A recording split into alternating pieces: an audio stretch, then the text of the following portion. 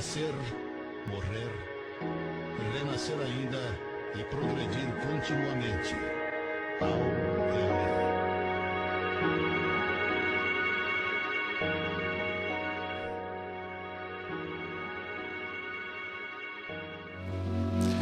Procuremos nos preparar para o início da reunião, fechando os nossos olhos, relaxando nossa mente, nosso corpo, e elevando os pensamentos a Deus, nosso Pai, a Jesus, nosso Mestre, rogando amparo para a reunião desta noite, quando estudamos a doutrina espírita, procurando compreender melhor os seus ensinamentos, quando relembramos as lições do Cristo, interpretadas por Allan Kardec nas obras básicas do Espiritismo, e que cada um de nós possa refletir sobre o estudo da noite, no sentido de assimilá-los, fazendo com que se tornem prática em suas vidas diárias. Rogamos, Mestre, o teu amparo, as tuas bênçãos, que cada um de nós possa sair deste nosso encontro fortalecido, envolvido em muita paz. E para isso, rogamos a presença de João Luiz dos Santos, Emília Santos, Irma Ragazzi Martins, Benedita Fernandes, tio Rolandinho, minha mãe, demais espíritos familiares, espíritos amigos, que nos acompanham nos trabalhos desta casa, que possam nos envolver, amparar a todos e coordenar as nossas atividades. É contando com este amparo que iniciamos a nossa reunião. E que assim seja. Nós teremos inicialmente a explanação do Carlos.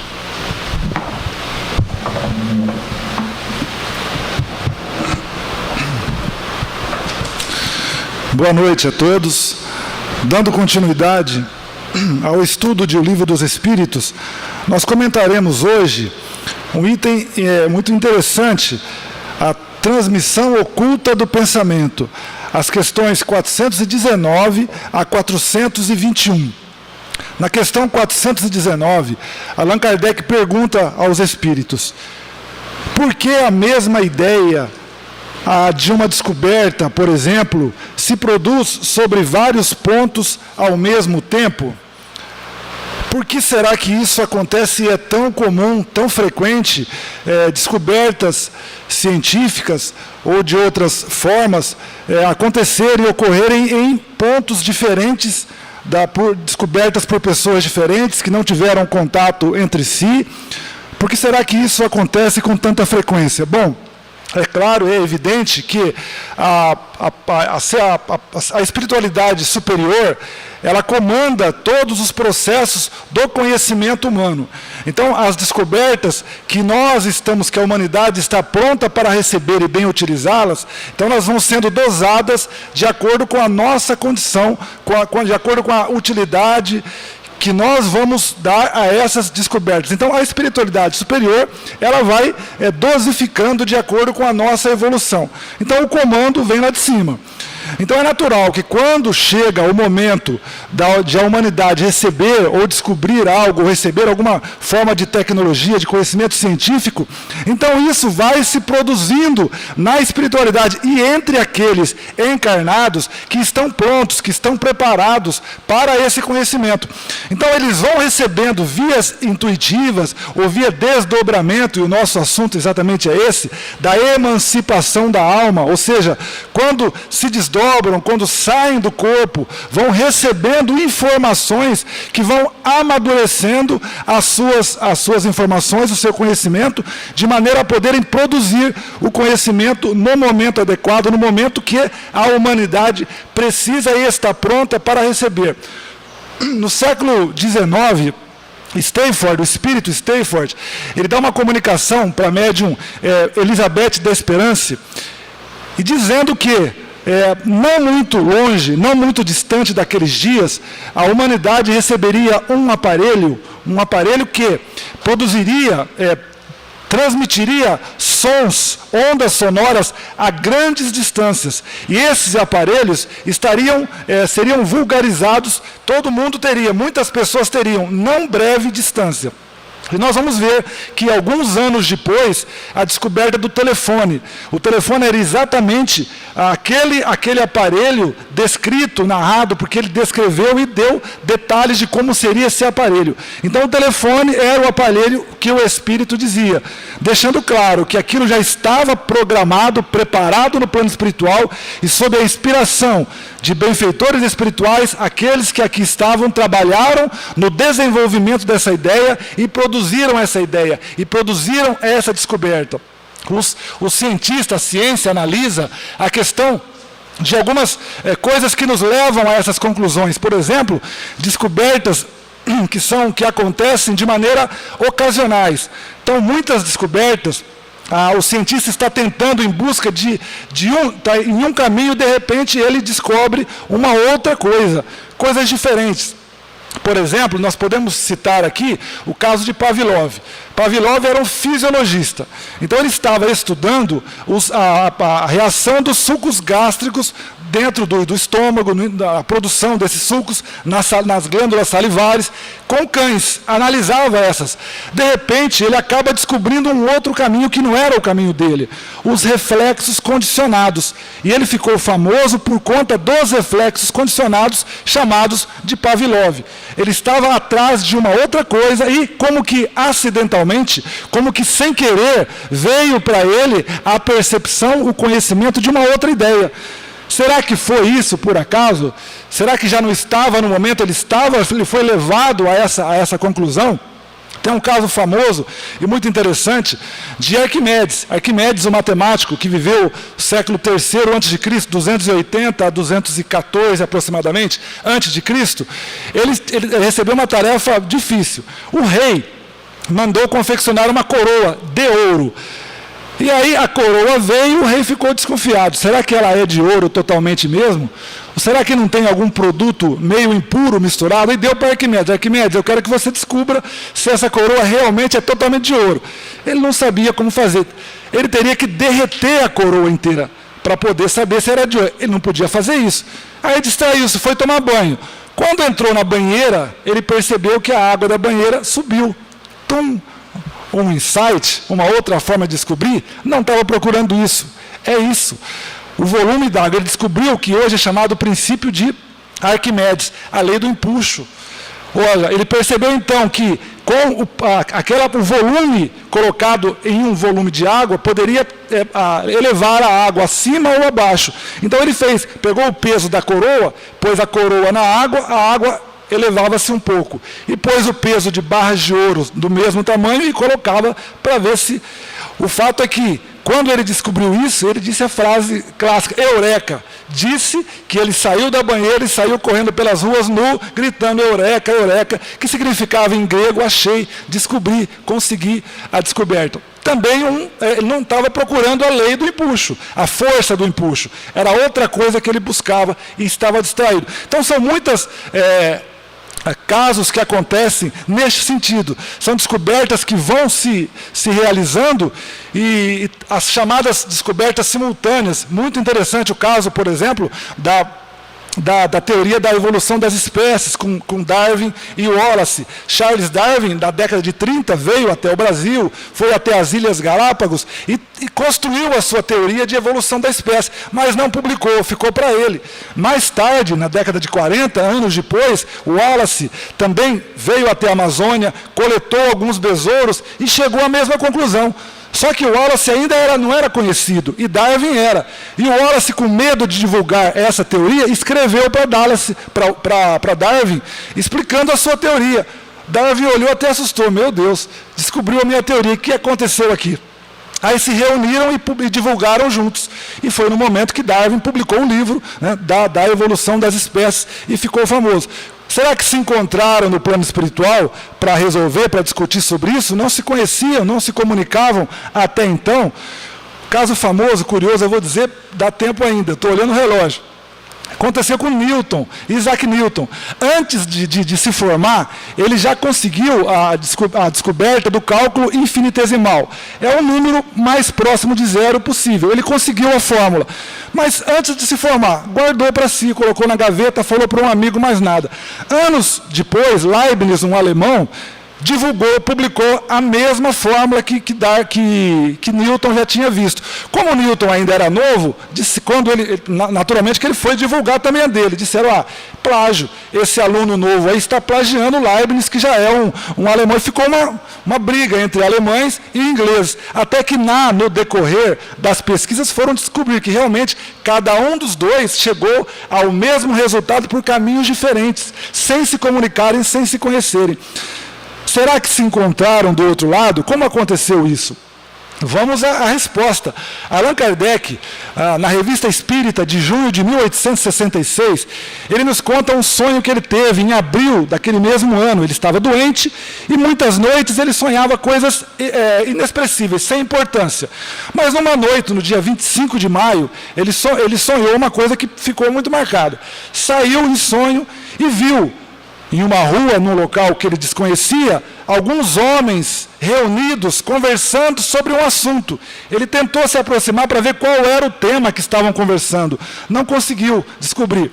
Mas em instantes apareceu no muro próximo, em letras pequenas, mas bem luminosas, cor de fogo, uma frase que ele deixou espantado. Dizia assim: a borracha envolta no ferro, roda, girando junto, gira a 1 légua em 10 minutos. A borracha envolta no aro de ferro, gira a distância, a velocidade de 1 légua em 10 minutos.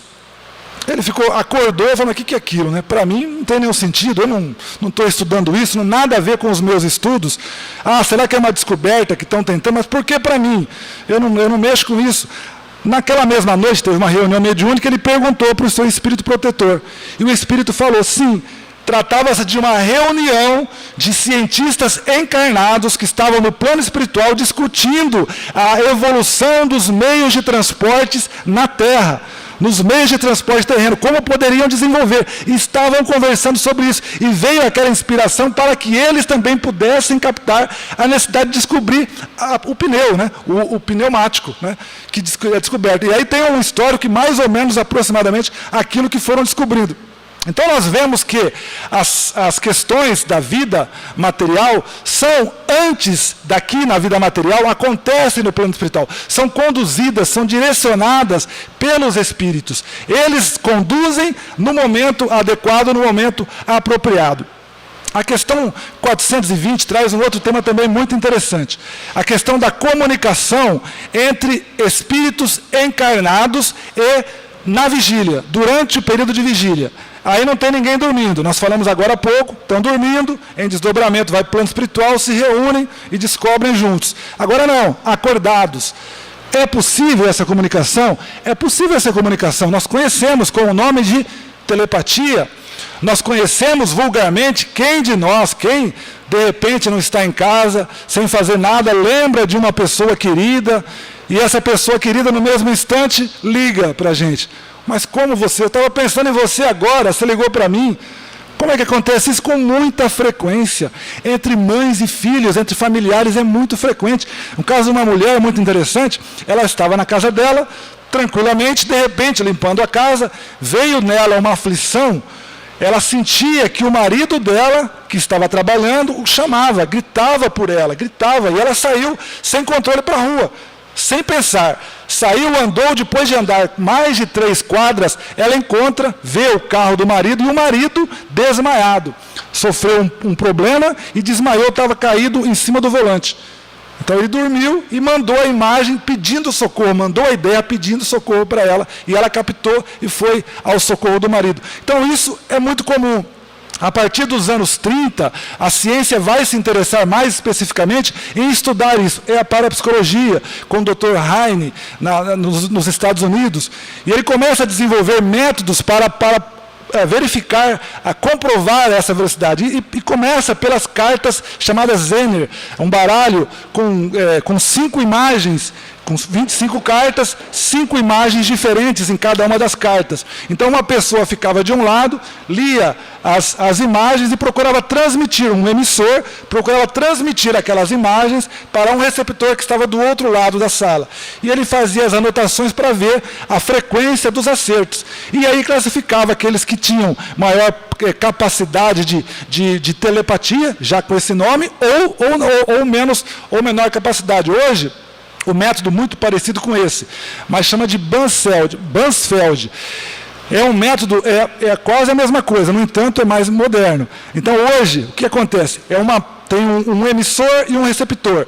O emissor fica num local longe do receptor, ele fica olhando numa tela de computador que transmite imagens aleatórias, clipes e imagens aleatórias. Ele vê aquela imagem, grava, concentra-se e procura transmitir para o receptor, que está em outra sala, uma sala onde não entram ondas eletromagnéticas, não dá para ser por celular, por exemplo, transmissão, não entram. Ele está com um óculos que não consegue visualizar nada, um fone de ouvido que não consegue ouvir nada, e aí vão registrando, catalogando a quantidade de acertos, e os resultados têm sido muito positivos. Grande quantidade de pessoas se revelam com essa capacidade. Nos fala o Dr. Hernani Guimarães Andrade, onde encontra a maior possibilidade de acertos. Pessoas que têm ligação familiar, mãe e filho, né? Pai e filho, marido e mulher, o que nós já sabíamos empiricamente. A ciência está descobrindo. O maior índice de acertos são entre pessoas que têm ligações afetivas fortes. Quanto mais forte a ligação afetiva, maior o índice de acerto. O que nos remete à questão 421. Allan Kardec também pergunta, como que é que pessoas ligadas, familiares, têm, parece que, uma ligação tão íntima, um sabe o que o outro pensa. Essa transmissão é telepática. E é o mesmo princípio da telepatia comum. É interessante a gente olhar, isso eu vou ler para vocês, porque eu não posso errar as palavras. O que a ciência, a parapsicologia, o que eles chamam de função psi. Então vejam, a ciência nos diz, nós captamos as coisas que nos circulam através dos nossos 5 sentidos. Visão, tato, audição, olfato, paladar. Só. Tudo que está ao nosso redor, nós captamos por esses 5 sentidos, não tem outra forma de captar. No entanto, nós vemos que existem outras sensibilidades. Então, eles chamam de função psi. A definição que nos dão de função psi sugere, pensem comigo, a função psi sugere a existência de um componente da psique capaz de extravasar-se além dos limites sensoriais do organismo e captar as informações extrasensorialmente. Meu Deus do céu. Então, a função psi, ela induz ao conhecimento de um componente da psique, um componente da nossa psicologia, da nossa mente, que é capaz de extravasar-se além dos nossos 5 sentidos e, além desses, captar informações. Ora, nós chamamos isso de espírito, né? Nós chamamos isso simplesmente de espírito, esse ser que vai além dos nossos 5 sentidos, além do corpo físico, exterioriza-se e capta informações que não precisam do corpo. O espírito sai do corpo físico, desdobra-se, como nos fala Kardec, emancipa-se do corpo físico e obtém informações transmitidas diretamente, de espírito para espírito, sem necessidade do cérebro humano, sem necessidade do corpo físico. São essas questões que nos trazem, que nos chamam à realidade para a imortalidade da alma, para a realidade de que somos espíritos imortais. Não somos o corpo físico que vemos, somos um espírito imortal que sobrevive à morte do corpo físico. Que todos tenham muita paz.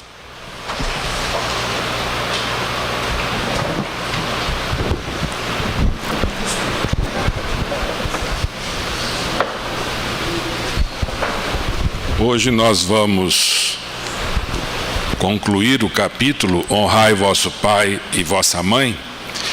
E há 2 semanas atrás nós falamos sobre a piedade filial, mostrando que nós, na condição de filhos, devemos respeitar, devemos ter atenção para com os nossos pais, retribuindo a eles todo o amor que nos deram. E hoje nós vamos ver o outro item: quem é minha mãe e quem são meus irmãos. Quando nós lemos esses versículos que constam no Evangelho de Marcos e também no Evangelho de Mateus, nós ficamos meio estupefatos. Será que o Cristo teria dito isso? Será que o Cristo, ele tinha uma indiferença tão grande à sua família? Vamos ver o que falam os versículos. Ele estava em uma reunião e os seus parentes, sabendo disso, vieram para se apoderarem dele, pois diziam que perdera o espírito. Então a sua mãe e seus irmãos chegam até o local onde ele estava, no sentido de resgatá-lo, porque eles falavam que ele havia perdido o bom senso, tinha perdido a noção das coisas. Entretanto, nós vamos ver que, quando mandam chamá-lo, as pessoas que estavam à sua volta viram para Jesus e falam: tua mãe e teus irmãos estão lá fora e te chamam. E ele lhes respondeu: quem é minha mãe? Quem são meus irmãos? E perpassando o olhar pelos que estavam assentados ao seu derredor, disse: eis aqui minha mãe e meus irmãos, pois todo aquele que faz a vontade de Deus, esse é meu irmão, minha irmã e minha mãe. Quando nós lemos simplesmente a letra, nós ficamos meio assustados. Será que o Cristo, que falou tanto em ternura, tanto em amor ao próximo, tanto em respeito, ele deixaria vazar esta indiferença em suas afirmações? Nós temos vários questionamentos para ser feitos a respeito desses versículos. O primeiro: se Jesus teve irmãos consanguíneos. O segundo: qual era o posicionamento daqueles que se falavam seus irmãos com relação à sua mensagem? Outro questionamento: qual era o entendimento de sua mãe sobre sua atuação entre os homens? Outro questionamento: por que a sua família queria apoderar-se de Jesus? E o quinto questionamento: qual o significado moral desta mensagem? Nós poderíamos fazer outros questionamentos a respeito desses versículos, dessa passagem evangélica, mas vamos focalizar nesses 5. O primeiro: Jesus teve irmãos consanguíneos? Então nós vamos recorrer à história. A história nos oferece duas teorias. A primeira, baseada nos evangelhos de Hebreus, de Marcos e de Mateus, considera-se que Jesus teve irmãos e irmãs. No entanto, quando nós vamos ler algo sobre um teólogo e historiador de nome Jerônimo, que traduziu a Bíblia, a chamada Vulgata, ele argumentou que os irmãos e irmãs citados em todas as passagens eram, na verdade, primos, porque o termo irmão e irmã, como utilizados nesse contexto, eles, por causa da precariedade da língua hebraica em termos, ele acabava tendo várias interpretações. Então a língua hebraica e aramaica não possuíam o termo apropriado para indicar os primos e os designavam com a mesma palavra que significava irmãos. Então nós temos essas duas teorias, nós temos esses dois posicionamentos. Mas se nós formos olhar o Evangelho, se nós formos olhar o Novo Testamento, em nenhum momento há citação de Maria com o nome de um irmão do Cristo, ou caracterizando exatamente isso. Existe sim Jesus, filho de Maria, é a única afirmação que existe. E quando nós pegamos a árvore genealógica, o que nós vamos encontrar? Nós vamos encontrar que Cleofas e Maria tiveram vários filhos: Tiago menor, Judas Tadeu, José e Simão. Estes eram primos de Jesus, já que Cleofas e José eram irmãos. Portanto, é muito mais plausível a teoria de que Jesus não teve irmãos consanguíneos e que os irmãos que são relacionados ou são citados no Novo Testamento fazem parte da sua família, do seu parentesco, principalmente com o seu tio Cleofas. E os irmãos citados eram seus primos. O segundo questionamento: qual o posicionamento daqueles que eram chamados irmãos com relação à sua mensagem? Segundo Kardec, seus irmãos ou parentes eram espíritos pouco adiantados e não compreendiam a sua missão. Eles tinham-no como uma pessoa excêntrica, inclusive no seu procedimento, e também excêntrico os seus ensinamentos. Tanto é que, enquanto Cristo estava vivo, nenhum deles o seguiu. O que nós vemos é que estes primos, considerados então como irmãos ou parentes, eles acolhiam Jesus mais como um estranho do que como um irmão. E quando nós buscamos isso nos evangelhos, nós vamos ver que João diz que eles não lhes davam crédito. Então o Cristo, a sua mensagem, o seu procedimento junto aos homens, era classificado pelos seus parentes como algo excêntrico, ou algo fora do normal. E qual era o entendimento de sua mãe sobre sua atuação entre os homens? De acordo com o Evangelho de Marcos, a mãe e os irmãos de Jesus estavam no começo céticos, não acreditavam sobre a sua tarefa, sobre a sua missão, sobre o seu ministério. No entanto, depois do desencarne de Jesus, eles passaram a tomar parte no movimento cristão, mas somente depois do desencarne.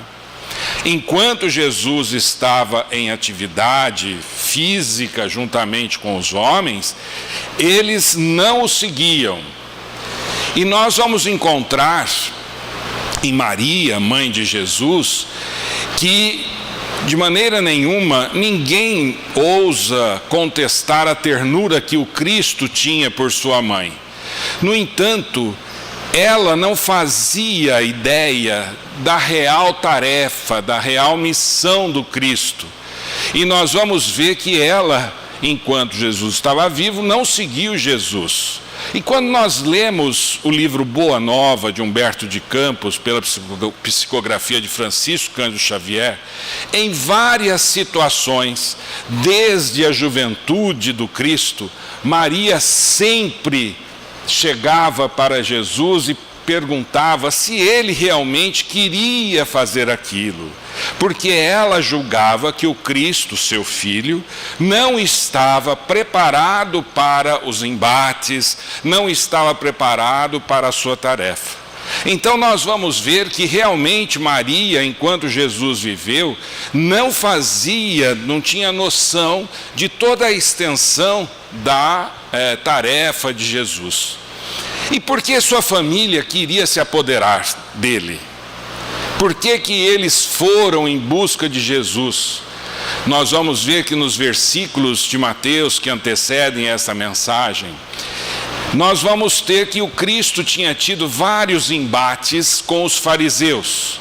E como Maria não tinha confiança em tudo aquilo que o Cristo podia fazer, e ainda predominava um instinto protetor de mãe, ela, junto com os familiares, tentaram falar para ele, ou tentaram retirá-lo do perigo de ser preso, porque já havia um movimento contrário ao Cristo entre os fariseus.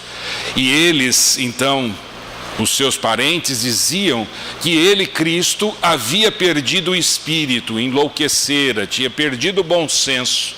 E justamente por causa desta condição dele, ele tinha essas contendas com os fariseus, essas discussões com os fariseus, o que gerou bastante ódio dos fariseus para com o Cristo e depois para com os seus discípulos. Então nós vamos ver que a família do Cristo, ela queria retirar Jesus deste movimento, no sentido de protegê-lo, porque ela sentia que, Maria, sua mãe, como instinto protetor, sentia que ele poderia ser preso.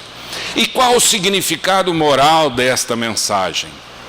Quando nós vemos, dentro do Evangelho segundo o Espiritismo, nós vamos ver que o Cristo, ele nunca perdeu a oportunidade de falar ou de usar uma determinada situação para ensinar.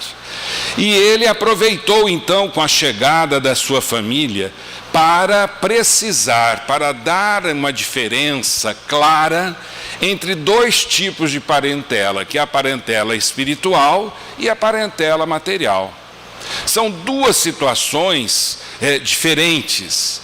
E nós vamos ver que no próprio Evangelho segundo o Espiritismo, nós temos na nossa família parentes próximos que na maioria das vezes são espíritos simpáticos, ligados por anteriores relações que se expressam por uma afeição recíproca na vida terrena.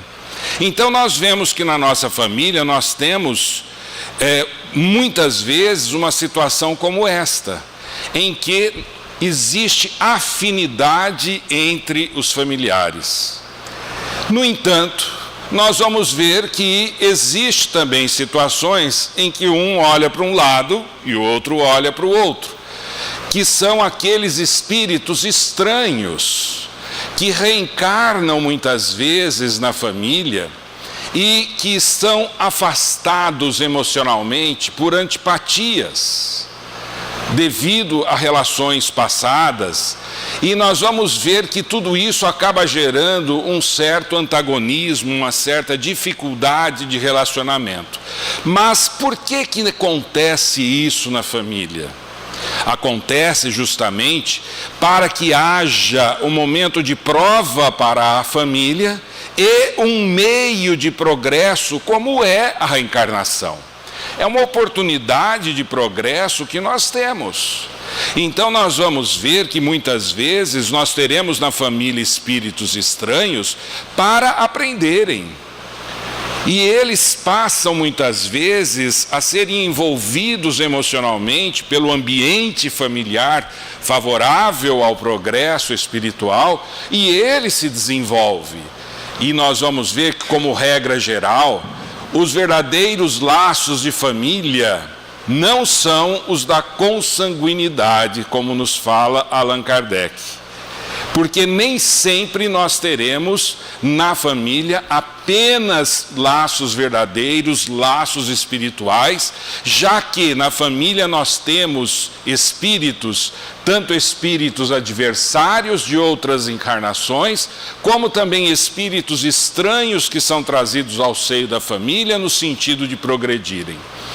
Assim, nós precisamos entender que a nossa família, realmente ela pode ser constituída por espíritos simpáticos, por espíritos que têm o mesmo objetivo, e nós vamos ver que dentro da família nós devemos viver com amor, com fraternidade, praticando o perdão, respeitando, fazendo com que haja o diálogo em todas as situações, no sentido de nós termos um relacionamento feliz em qualquer que seja a situação, ou entre espíritos simpáticos ou entre espíritos que ali estão no sentido de aprender, e mesmo espíritos que podem estar nos nossos lares e que são adversários de outras existências e que estão ali no sentido de acontecer um resgate de tudo aquilo que de errado aconteceu em outra oportunidade.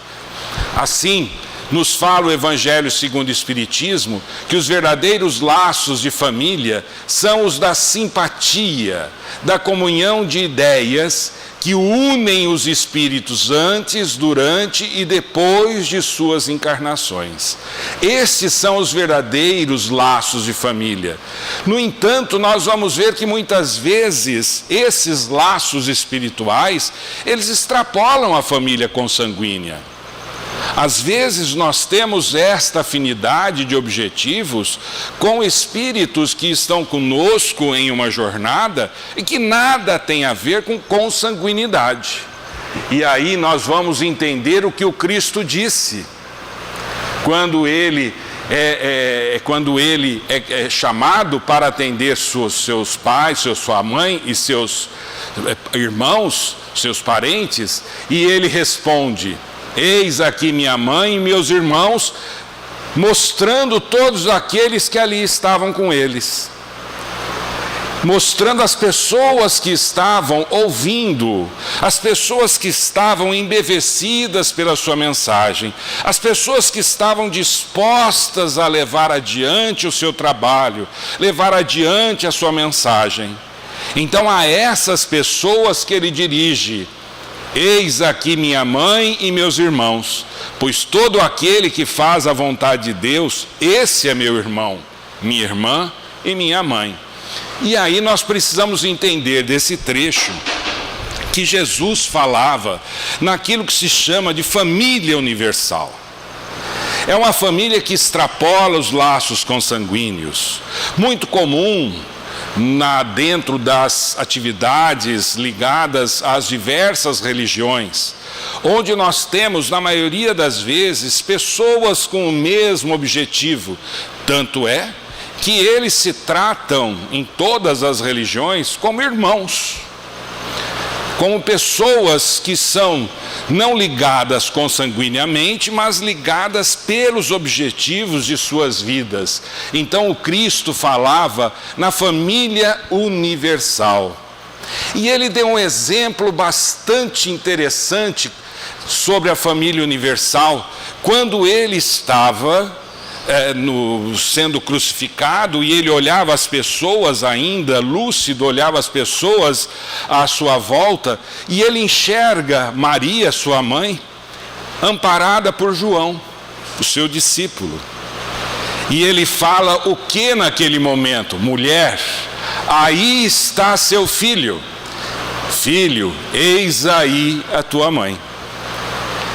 De nada havia de consanguinidade entre Maria e João, mas ele estava dando uma extensão diferente da família, mostrando que a família realmente ela tem um aspecto universal. Não que nós devamos ter indiferença pela nossa família consanguínea, não queremos dizer isso. A responsabilidade que nós temos pela família consanguínea é muito grande.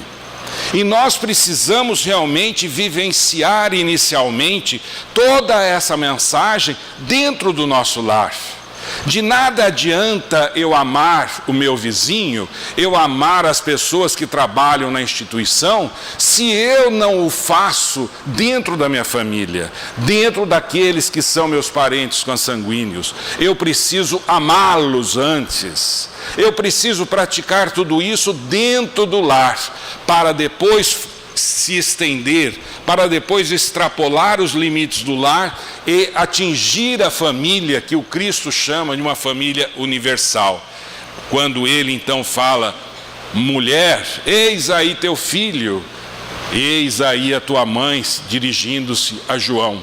Assim, nós vamos ver que a família é um grande conglomerado de pessoas que nem sempre estão ligadas pelos laços consanguíneos, mas estão ligados exatamente pelos objetivos de vida.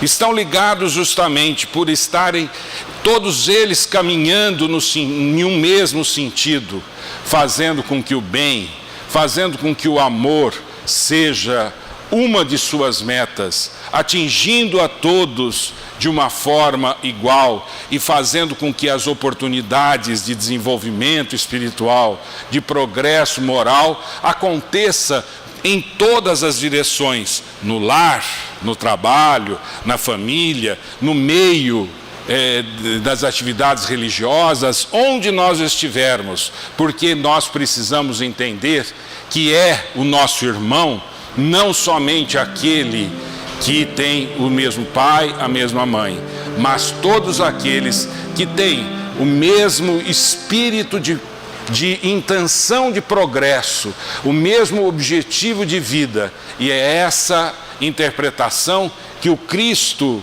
deu quando ele pergunta: quem é minha mãe? Quem são meus irmãos? Eis aí o meu irmão, eis aí a minha irmã, eis aí a minha mãe. Porque eles comungavam com o Cristo dos mesmos objetivos de vida que ele tinha, de levar uma mensagem de consolação, de conforto, de amor ao próximo a todas as pessoas, independentemente de onde elas estavam e de onde elas tinham vindo.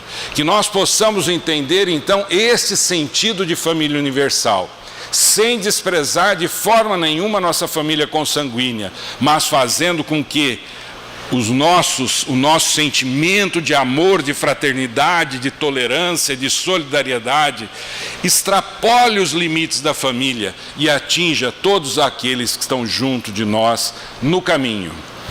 Nós vamos ver que esta é a última reunião do ano e nós não poderíamos deixar de falar sobre todas as dificuldades que nós tivemos em 2015. Dificuldades que todos nós passamos. Não interessam os motivos.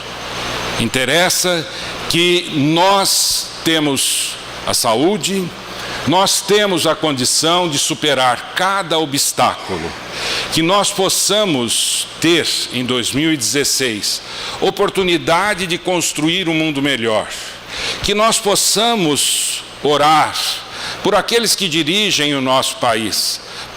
Por maior que seja a contrariedade que nós temos diante das situações que aí se apresentam, mas que nosso Brasil possa ter um rumo, possa retomar um rumo de confiança, de segurança, onde nós vamos buscar o crescimento e o desenvolvimento.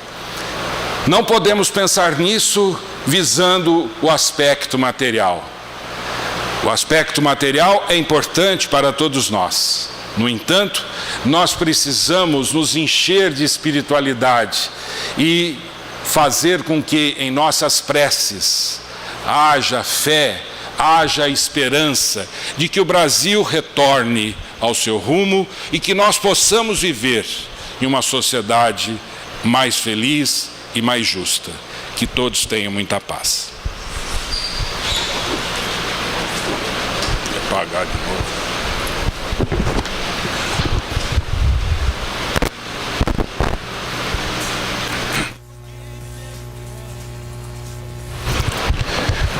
Continuemos por mais alguns instantes, concentrados, agradecendo o amparo, a oportunidade que nós tivemos nesta noite de estudar a doutrina espírita, de relembrar as lições do Cristo e que nós possamos assimilá-las, fazendo com que elas sejam praticadas no nosso dia a dia, no convívio com a família, no trabalho, entre amigos, onde estivermos.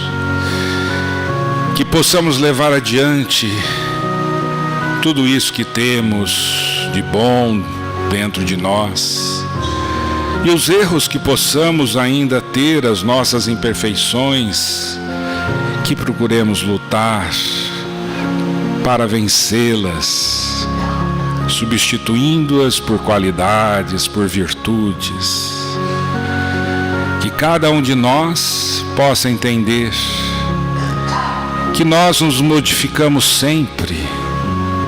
A nossa vida é uma contínua modificação. Nós nos modificamos desde o aspecto físico, material, até o aspecto emocional, onde adquirimos experiências e fazemos com que essas experiências se tornem frutos para que sejam seguidos por outras criaturas, possam servir de exemplos para que outras pessoas caminhem pelo mesmo caminho de paz, pelo mesmo caminho de consciência tranquila que temos.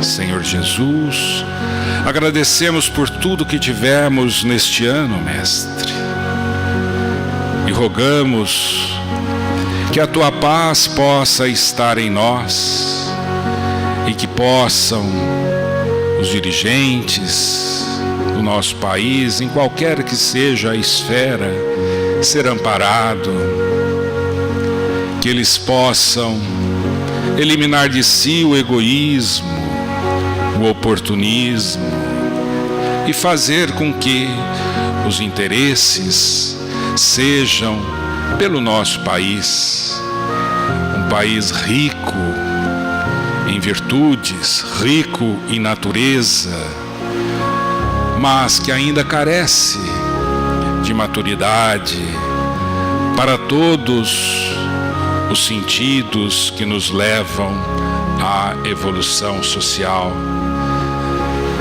Tenhamos todos a esperança de que 2016 será melhor do que os dias que tivemos em 2015 e que possamos confiar em Deus sempre, porque Ele nos ampara e Ele fortalece a quem o procura, a quem cria condições de ser auxiliado. Que nós possamos abrir os nossos corações e fazer com que a paz esteja dentro de nós e que nós possamos espalhá-la em todos os locais onde estivermos inseridos. Rogamos, Mestre, que nos ampare. Rogamos que fortaleça a nossa família, que fortaleça todos aqueles que estão junto conosco nas atividades doutrinárias, nas atividades assistenciais, que ampare os assistidos na nossa instituição, que eles possam serem confortados, possam ser auxiliados e possam buscar momentos de reflexão, momentos de paz dentro de si.